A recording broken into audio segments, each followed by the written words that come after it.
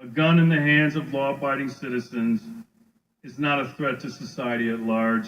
It is a threat only to the criminal.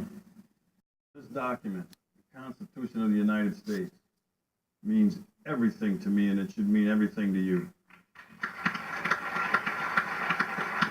This is a document of freedom and liberty in the United States of America. I took an oath to defend this Constitution, and gosh darn it, I better live up to that oath. These are your rights. They are not my rights. I am a defender of your rights. Now, as it relates to the Second Amendment, it has special meaning to me. And here's why. As you know, when this country was formed, this Constitution didn't apply to the slaves. But guess what? This Constitution allowed the brilliance of the Founding Fathers. This Constitution allowed for us to eventually get it right. And we did with the 13th Amendment that freed the slaves. But the 13th Amendment only freed the slaves on paper. As many of you may know, it was the 14th Amendment Equal Protection Clause that said this document applies to all citizens in the United States, and that included newly freed slaves. My ancestors fought as well as the Founding Fathers for this document to apply to us. Let me tell you what Frederick Douglass said about the right of self-defense. Douglass strongly supported the right of fugitive slaves to have and use weapons to resist kidnapping. When government fails to protect the just right of any individual man, that man rests on his original right of self-defense, even if it means shooting down his pursuers. Slavery is a system of brute force. It must be met with its own weapons. He went on to say that freedom was worth fighting for. Slaves plus guns equaled freedom. The abolition of slavery was inevitably due to the arming of blacks. Now, if you think for 1 minute that I'm going to cede these rights back to the federal government or any court, you better think again. At play, it used to be called gender dysphoria or gender identity disorder, now they call it gender dysphoria.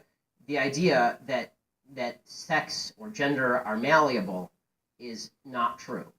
Okay, and I'm not denying your humanity if you're a transgender person. I am saying that you are not the sex to which you claim to be.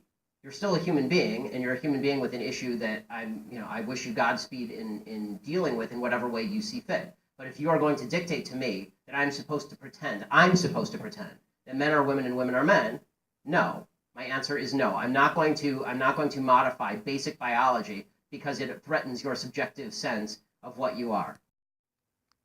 But the question of rape and incest, first of all, important to note, rape and incest are not only a vast minority of abortion cases, they're an extraordinarily low percentage of abortion cases. So if we can first stipulate that all the other abortions are bad, then we can talk about that other one. Can we do that? Are all the other abortions bad, or are those ones okay? And you're just using this as an excuse to make the other ones okay. They're all okay. Ah, good. Someone who's honest. We've sort of gotten from the research is that you sort of feel that there is not actually a war on women, but there may be a war on what's inside of women. Is that accurate? Yeah, the babies. I mean, we're killing babies all over the place. On the Black Lives Matter idea, I want to find the people. I want to find the people alongside you who think Black lives don't matter. I'm still looking for those people. Really, I mean, like the implication is, of course, that for a bunch of people out there, for some reason, they're fine with black people getting shot in the street for no reason. Hands Up, Don't Shoot was based on a lie. That's problematic. The idea that there is a huge number of black young men who are being shot for no reason by police officers is not statistically true.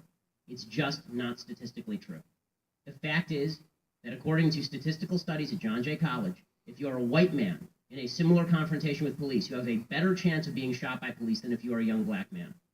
More white men are shot by the police every year in the country than young black men are shot by police in the country. The idea that there is a spate, and there's an easy proof. We know all of their names.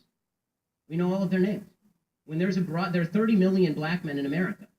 Okay, when we know, President Obama said that we have a spate, it's a slow rolling crisis. Once every couple of weeks we have a case that's under dispute. So let's take his statistic. Okay, so let's say it's 26. Not one is too many, and we all agree. But is it really a slow rolling crisis with a broad trend across the nation when there are 30 million black people in the entire country, and 26 people are shot under disputed circumstances, and probably at least half of those, the cop is at least justified? In Michael Brown, he was justified. Okay, and Let so me basing it on interject falsities, here, you can't base a narrative on lies. We're running out of time. I want I'm offended by the language of uprising applied to people who are breaking into other black people's stores and looting them. This is a lack of values, and people who are destroying private property, destroying cop cars, in an uprising against what exactly? Against the black police chief, against a mostly minority police force, against the black mayor, against the black president, against the black attorney general, against against a city council that is 9 of 15 are black and all 15 are elected Democrats. What is the uprising against? What is it seeking to achieve? I still don't see what exactly the riots are seeking to achieve. Bottom line is, this is all. It all could be boiled down to just act like a mensch. Act like a human being. Honestly, it's not useful to riot, it's not useful to break things, it's not useful to throw rocks at people. And the idea that we're supposed to sort of correlate your level of outrage. I'm going to stick to the 30 seconds on the this last one, sentence. Charles. The last sentence. The idea that we're supposed to correlate your level of outrage with a certain level of justification. In other words, the more outraged you are and the more angry you are, the more justified you must be, is absolute nonsense. How can you argue that racism is not a driving factor in income inequality?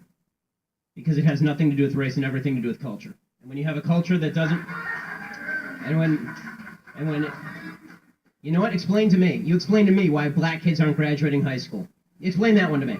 Explain to me why black kids are shooting each other in rates significantly higher than whites are shooting each other. Explain to me why 13% of the population is responsible for 50% of the murder. Explain to me why the number of black kids in prison, not for innocent reasons, not for walking down the street and getting pulled into a prison, is so high. Explain, if it has nothing to do with culture, explain to me why the single motherhood rate in the black community jumped from 20% to 70% in the same course of time that the civil rights movement has made such tremendous strides. Is America more racist now than it was in 1960? And if it is, please explain to me how that happened.